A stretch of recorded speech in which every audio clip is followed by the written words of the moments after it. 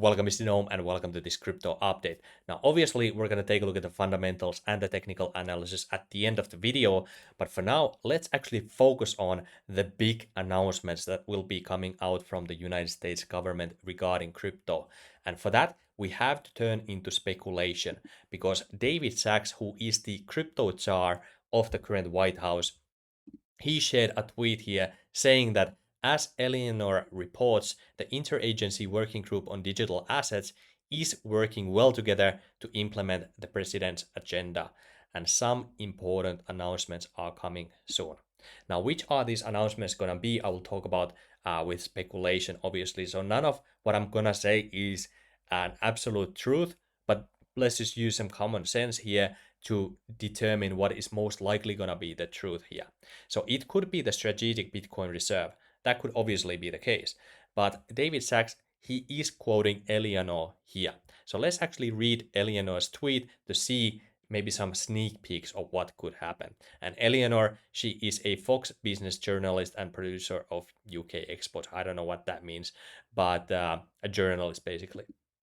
So she is now saying here that there has been some rumors going on. There may be too many cooks in the kitchen regarding different SEC is working here, CFTC is piloting, and there's another group working on this regulation.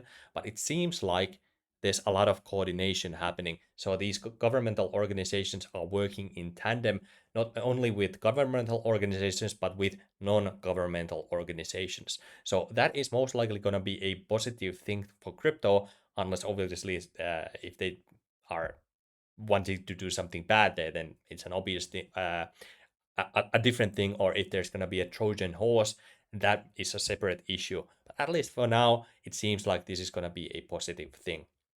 Now, the key piece for this video, in my opinion, is in the next paragraph here. So the crypto task force, they are working on everything from regulation to staking within ETFs. And this is, in my opinion, the biggest clue of what's about to come.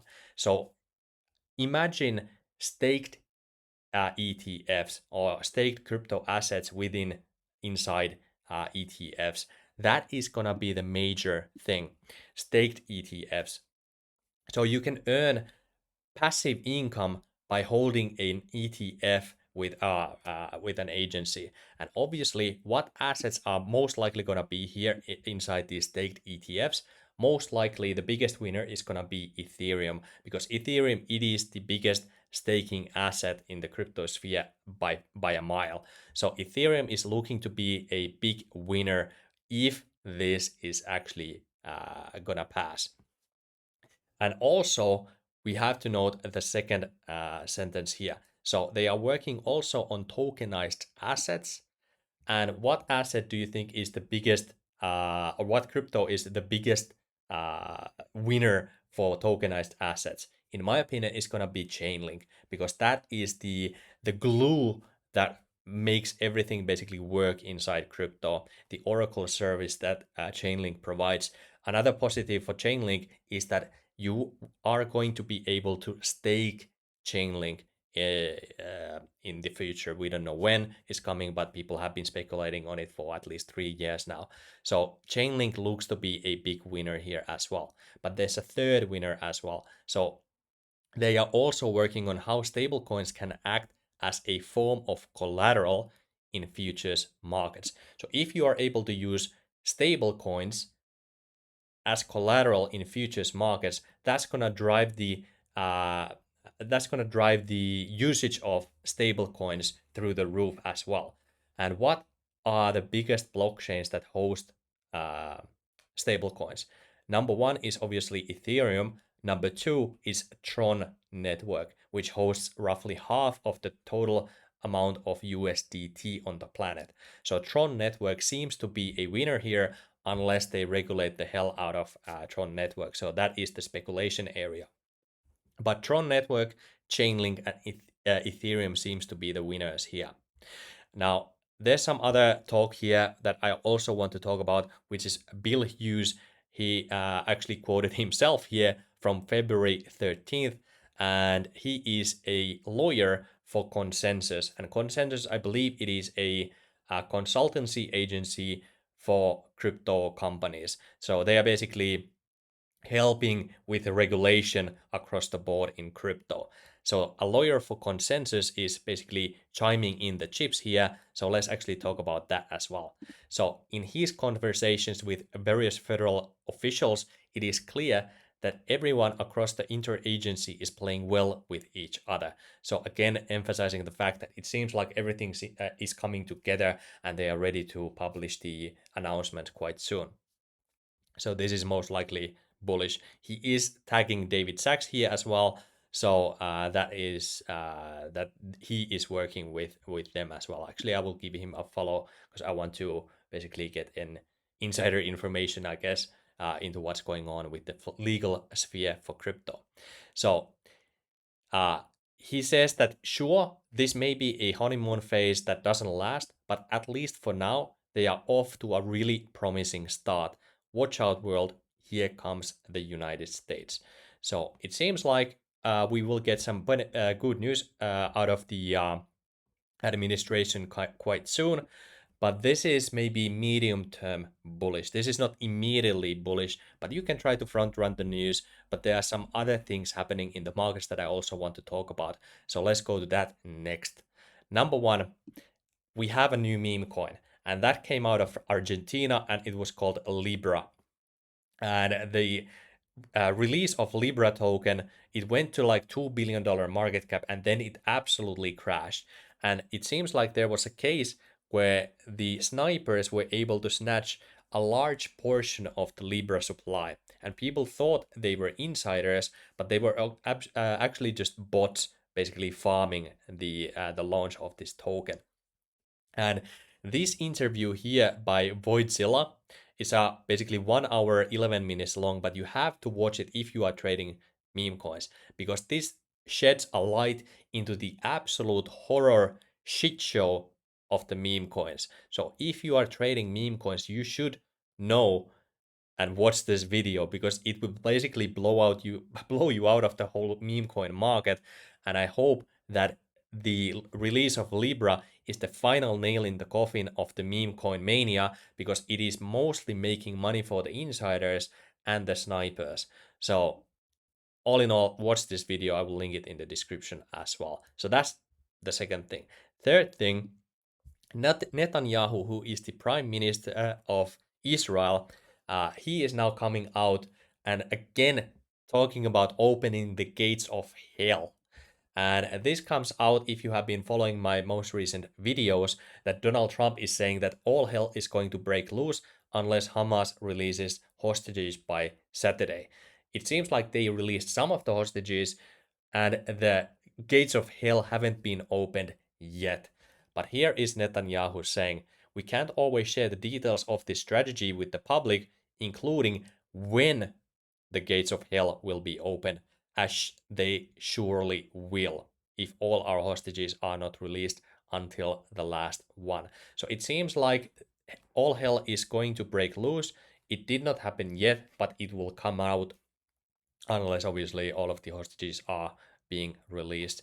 But as you can see here, when I scroll a little bit lower, Trump has told Bibi, who is the nickname for Netanyahu, you can do whatever you want.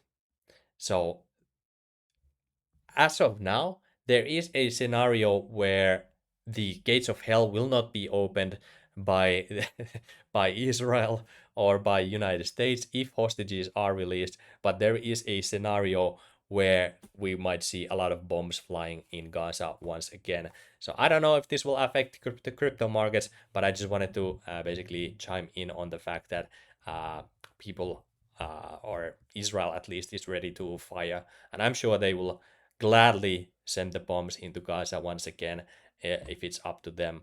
But anyway, that's the situation there. Now, those are the biggest news for crypto for now. Now, let's focus on the fundamentals. So, for Bitcoin ETFs, we started to see a little bit inflows on a February 14th. So, this is nice. A little bit buying after all of this selling that we saw basically all through last week. So, Friday, we got a positive number to close the week. Let's see how the markets open. I believe Monday today there is a bank holiday in the United States, so I don't know if we will get any numbers from Monday, but throughout this week, let's see how these things continue to go from there. So anyway, that's it with Bitcoin ETFs. When we go over to sentiment and look at the fundamentals, I'm happy to report that the supply of Bitcoin on exchange reserves has gone down since my last update. So I'm happy to see this, that when Bitcoin is leaving exchanges, that usually means that people want to store Bitcoin for long-term safekeeping. So in long-term, in a long-term view, this is a bullish thing. But as you can see, basically since a month ago, there hasn't been any accumulation or reduction of the supply of Bitcoin on exchanges. So this has basically been flat for a month now. So at least for the last few days, it has gone to the downside, which is positive. So that's the number one thing there. The market cap of stablecoins is growing by a very, very slow pace for the last 10 days. So I'm happy that it is still growing, even though it is growing slowly. But I think that will change, obviously, if stablecoins are being able to be used as collateral for futures markets. And then when we take a look at old wallets, we're not really seeing a lot of activity from old wallets. So basically nothing going on here. Also, all of the other charts are basically flat as well. So not much to report on the fundamental front there. But when we go and take a look at the order book liquidity, you can see a lot of green here right now, which signals that this may be another local bottom here. When we see a lot of green here, it means that there are more limit buy orders on the order books than there are limit sell orders. Another good thing that is that we can witness on the chart here is that when we had this high here, you can see a lot of limit sell orders entered the markets, but we were able to push for a new high here, and this high ended up being obviously the peak here, and then we went for a new higher low here. But as you can see, for each of these higher lows that we have had, we are supported by a massive amounts of limit buy orders. So this would signal to me that maybe we are headed for upside, because we're seeing higher lows here on the small time frame, and each higher low is supported by a massive amounts of limit buy orders, which is very, very nice to see. So all in all, it seems like we are headed higher for in the short period of time. When we go and take a look at the Bitcoin liquidation heat map, we can see where a lot of liquidity is at. You can see a lot of concentration of yellow, basically above 100K here, or above the current price range, basically going into $100,000. But also you can see a lot of liquidity basically below the current price level. So the price could go either way, but as of now, like I told you guys, there's a lot of limit or buy orders entering the market, so we might head higher first. Now, basically, depending on what happens with Gaza and Israel, if we see a lot of hell being breaking loose, most likely that's not going to be good for crypto. So what we could see is basically a bullish breakout followed with another shakeout to the lows here, and that will be just annoying, obviously. But this is kind of what the market is giving me as a potential move. So when we go and take a look at the charts here, and we take all of this into consideration, kind of what I'm expecting right now for the coming moves is that we go and basically go to that $100,000, $101,000. That would be basically going to this range high here as well. And this will be the resistance. And from there, we head for those lows once again. Maybe 93K, as we saw here on the liquidation heat map. That is where basically a lot of liquidity is at. Maybe even 92K can be below 92k, the liquidity basically dries up already from liquidations. So 92k seems to be like a nice price level, and that would be an absolutely perfect level to have a bounce from as well. It would basically be this trendline low as well. It would also be this trendline low, or basically just slightly below it, kind of like a fake out, but also it would coincide with this trend line here, and then we might be headed for even higher numbers. We could also break to the downside from there, like I showed you in the last few videos. But all in all, this is kind of like what I'm expecting, a move to the upside and then to the downside. If you see a move to the downside first, then you can be quite uh, well reassured that if we go to the downside first, that then we are headed for those highs here, because there's a lot of liquidations here at over $100,000. So all in all, basically we can expect choppiness for this week, unless obviously David Sachs comes out this week and shares all of the bullish crypto news. Who knows what's going to happen, but what we can for sure know is that insiders who are part of these working groups, they are most likely going to massively benefit from whatever is gonna happen. They're gonna front run the market for sure. So that's it for my update. Now, if you want to trade these markets, the number one exchange that I use is obviously Bybit. You can use other exchanges as well. I have affiliate links for most exchanges in my description, but Bybit, they are a sponsor of this channel. And if you use the code denome, you can get 10% discount for your first 30 days and up to $30,000 in welcome rewards on bybit.com. So thank you for watching this video. I will see you on the next one, and bye bye.